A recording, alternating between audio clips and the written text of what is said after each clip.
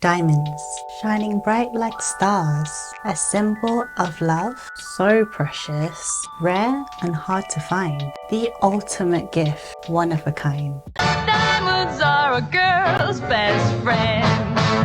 But is it really a girl's best friend? Diamonds have been prized for their rarity and beauty for centuries, but the modern diamond industry as we know it today began in the late 19th century. Since 1870, diamonds haven't been rare stones since the huge diamond mines were discovered in South Africa. This meant that the diamond market would be saturated and not profitable if they did not do anything about it. In 1888, the De Beers Company consolidated the mines in South Africa, and they set out two main goals. Number one, monopolize the diamond prices. This was done by Sir Ernest Oppenheimer, taking full ownership in the world diamond trade. De Beers mines stockpiled diamonds and sold them strategically. And number two, that is where they stabilized the market. This was where De Beers had to control supply and demand, and that is where they really focused a lot of their energy in advertising and marketing diamonds, and thus in 1938 hired an advertising agency called NWI in Philadelphia to create demand for the product. De Beers launched a really successful advertising campaign. NWA did a lot of market research to figure out exactly what Americans thought about diamonds in the late 1930s, and it turned out that the opinions about diamonds was that they were considered a luxury reserved only for the super wealthy, and that Americans were spending their money on other things like cars and appliances. And then they wanted to sell more and bigger diamonds. They had to figure out how to connect with consumers from differing income backgrounds. So they needed to make diamonds feel emotional, but also to convince them not to sell them later on. So what could be emotional and socially valuable and everlasting? And that is love and marriage. And that's how they came up with the idea of promoting the diamond engagement ring as a symbol of love and commitment. This campaign made diamonds a must-have luxury item and drove up demand for diamond jewelry big time. And as a lover of stories, history and human psychology, all I can say is genius. De Beers catered to the masses, but to add to the narrative of how much love and commitment you put into the relationship was reflected on the details of the diamond in the engagement ring. The adverts that De Beers released always featured an educational tip, such as the diamond quality, the color, cut and clarity. And from 1938 to 1941, the sales of diamonds boomed in the US by 55%. In 1948, the slogan, "A diamond is forever," was implemented, reinforcing the narrative of the emotional commitment of the relationship through the diamond ring. In the 1980s, the advertisements included how much you should spend on a diamond, starting from, "Isn't 2 months' salary a small price to pay for something that lasts forever?" So, is it worth buying a diamond? While diamonds are undoubtedly beautiful, there are some drawbacks into making that decision to purchase one. Firstly, diamonds are incredibly expensive, with prices often inflated due to the monopoly of big mining companies. And that is because De Beers really inflated the prices so high. Second, the diamond industry is very controversial and it's had a big history on exploitation, with reports of human rights abuses and the environmental damage associated with diamond mining in some regions. And in more recent days, there have been more lab-grown diamonds in place, and that's what's been growing more in popularity. And third, the resale value of diamonds is incredibly low, and that's because there's so many diamonds out there in reality. So when you do make a purchase of a diamond, you're not going to be able to take back all of that money that you invested into that diamond. So the idea of buying a lab-grown diamond does seem really appealing. You have less ethical problems, and often it's a lot better quality than natural diamonds. And it's often better quality according to the De Beers established marketing tips: the carat, the color, the cut, the clarity, because lab-grown diamonds are made in a controlled environment and have less inclusions from the rocks and minerals found in nature. And of course, the price of lab-grown diamonds is so much cheaper than natural diamonds, and there can be a difference of around 60 to 80%. But what if there is another gemstone out there that is even more affordable and in some ways sparklier, with the same chemical structure as a diamond? And that's where we move on to the lesser known gemstone called the Moissanite. 50,000 years ago, a meteorite called the Barringer crashed into Arizona desert, and in the 1890s, French chemist Henri Moissanite discovered a new shimmering mineral in the meteorite sample. This mineral, he mistaken them for being diamonds, but in 1904 he identified that they were composed of silicon carbide and not carbon. As found in diamonds. These gemstones were later named moissanite in his honor and was found to have many of the same physical properties as diamonds, including the high hardness and brilliance. However, it wasn't until the 1990s that moissanites became available as a jewelry gemstone, thanks to advances in synthetic production techniques. So what's the main differences between a diamond and a moissanite? When it comes to comparing moissanite and diamond, there are a few key things to consider. First, moissanite is significantly less expensive than a diamond, making it a popular alternative for those who are more cautious about their spending. Second, a moissanite is actually more brilliant than a diamond, meaning that it reflects more light and it has a greater fire and sparkle. Another thing to note is that they are also a similar hardness to a diamond, at around 9.5 versus diamonds being at a 10, and thus making moissanites a super long-lasting gemstone. What would happen if you smashed a diamond compared to its cheaper alternatives, moissanite and cubic zirconia? Let's start with the cheapest option, CZ. Yeah, that checks out. Next, moissanite. Absolutely nothing.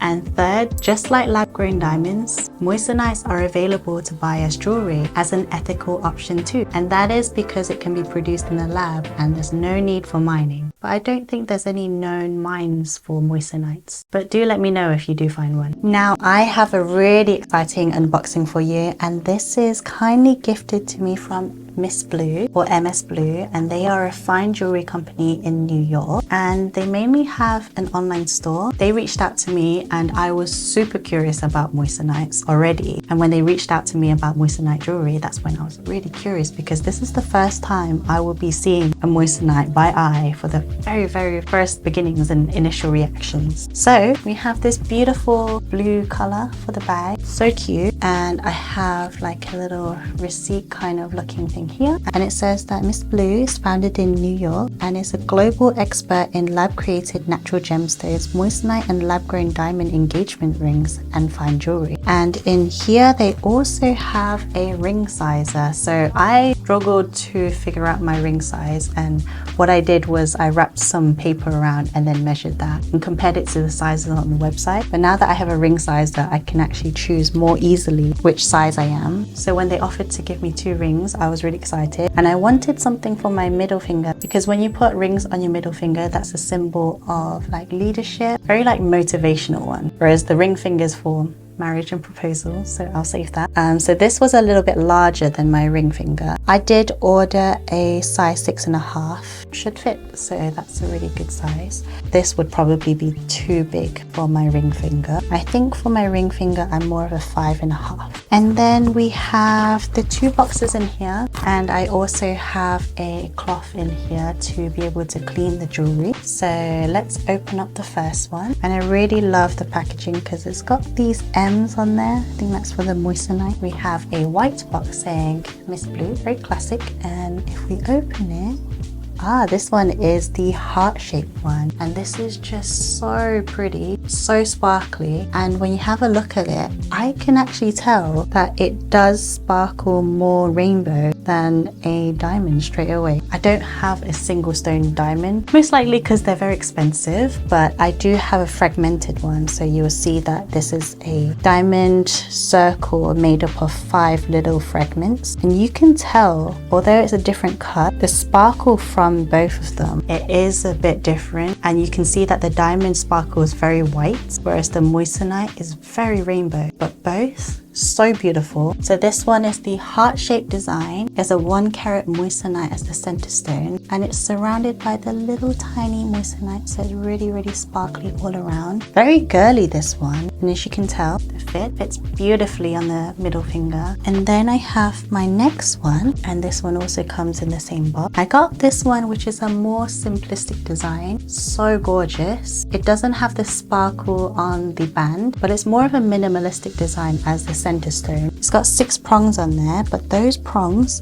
they're actually little tiny hearts, so it's very subtle and it's so cute. And again, it's 1 carat with a lot of rainbow sparkle. It's so pretty. Beautiful pieces. And there were 3 choices of colors for this. There was a silver, a gold, and a rose gold, but I picked the silver. And this is actually made from sterling silver, so this is more of the affordable end when it comes to the metal you can choose. But there are choices of rings comes with 10 karat gold, 14 karat gold, 18 and platinum. And with this design, especially in the silver, or probably if I got this in a more expensive metal, I'd probably choose the platinum just to bring out the white and rainbow sparkle, especially the rainbow sparkle. So pretty. So thank you so much, Miss Blue. This is really, really pretty, and I'm so happy to have been able to do this gifted collaboration with you. And seeing the Moissanite for the first time, it is absolutely stunning. And honestly, I am happier than beyond like any expectations, because I knew it would be a beautiful gemstone, but I didn't realize it would be this beautiful, because I have seen diamonds before and I know the white sparkle, it just captivates me, but this rainbow sparkle, golden,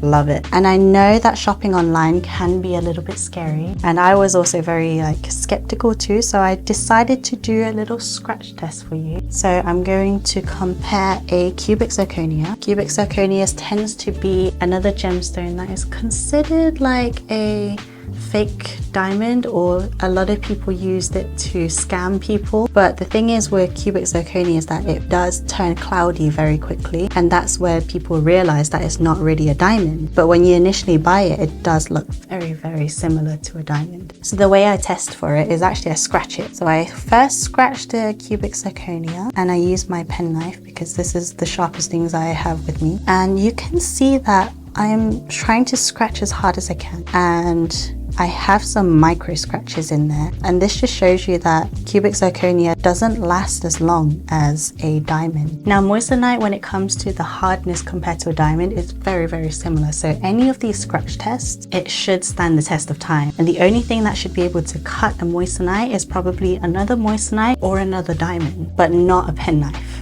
So when I'm scratching this Moissanite so hard, nothing happens. It feels really smooth, whereas on the cubic zirconia, I did feel like that gritty sensation. But with the Moissanite, it's still so smooth, and I'm trying really hard to scratch it. Guaranteed, this is a Moissanite. It passes my test, and I did pre-warn the marketing officer for Miss Blue, and she did give me the permission to scratch this for the video, and I'm so glad to have done it, because this is going to be a very long-lasting ring. So just to conclude everything about the history of diamond marketing and also the discovery of the Moissanite, I think it's really fascinating how someone can just build stories and then unleash it to the world, and it can change all of our buying habits. And after knowing all of the history behind it, do you think that diamonds are worth it to you anymore? And also with the presence of these gorgeous Moissanites as a beautiful gemstone in themselves, I personally like to call them the space rocks that fell from the sky, because that's how they were discovered. What do you think about the Moissanite gem? Comment down below your thoughts. And remember, let's reach to as many people out there who want to share a safe space to open up and join our heart-to-heart conversation. See you in the comments down below. I hope you enjoyed today's video, and thank you so much to Miss Blue for gifting me these 2 rings for me to show you today, and seeing the Moissanites by eye for the very first time ever. If you enjoyed today's video, then check out my next video on why you may not be able to flex like a luxury influencer. So click over here and I will see you there. Bye.